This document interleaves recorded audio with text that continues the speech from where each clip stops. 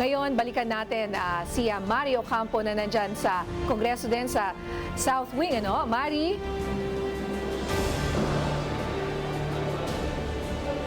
Mari? Ninya nanawagan din si Dina labanan ng paglaganap ng fake news at pairalin ang katotohanan at pagkakaisa. Ang bagong kongreso ay hindi lamang po tungkol sa bagong pamunuan o mga bagong programa. Kasama po ang iba't ibang mga kinatawan ng bulwagang ito, handang kaming tanggapin ang hamon na magtaguyod ng isang panibagong pamantayan ng paglilingkod, a new standard for public service. Samantala, paigtingin ayon kay House Majority Leader Sandro Marcos ang seguridad sa paligid ng batasan. Kasunod ito na nangyaring pagsabog dulot ng isang IED sa may entrance ng Department of Justice at isa pang IED na na-intercept sa kahabaan ng Diokno Boulevard malapit sa Senado. Walang naitalang casualty ayon sa DOJ at kasulukuyang pinag-aaralan ang CCTV footage kaugnay sa insidente. This is news to me. It's the first I've heard of it.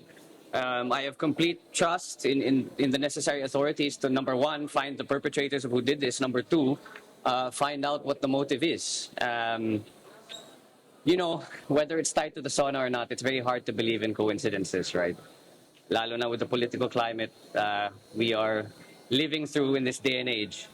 I think it's incumbent upon us to be extra wary with things like this happening. I think I'm going to ask the PSG to do one more sweep of Congress after that news.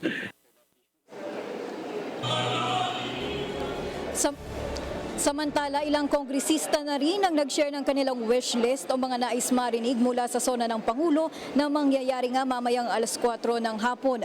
Umaasa si Kamanggagawa Party List Elijah San Fernando na mabibigyan ng boses ang mga pangangailangan ng mga manggagawa, kagaya na lamang ng 200 pesos wage hike at ang pagbuwag sa existing provincial rate sa bansa.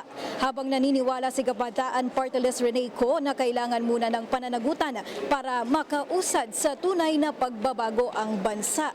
Sana raw ay marami pang big fish kaugnay sa flood control scandal ang mapanagot.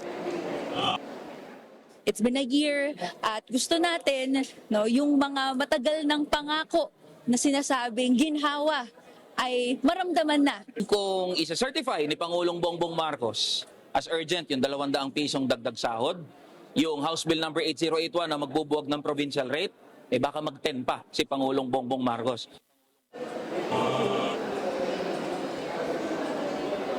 Ninya, dito nga sa South Wing ng Batasan Complex, ilang mga personalidad na rin yung ating nakita. Kung ikukumpara doon sa mga dumadaan sa North Wing, onti lang yung mga nandito sa South Wing. Pero ilan sa mga nakita nating opisyal at kongresista ay sina DA Secretary Francisco Chu Laurel, COMELEC Chairman George Erwin Garcia, Congressman Benny Abante, Congressman Antonio Tino at Congressman Keith Flores. Ninya? Alright, maraming salamat, Mari Ocampo.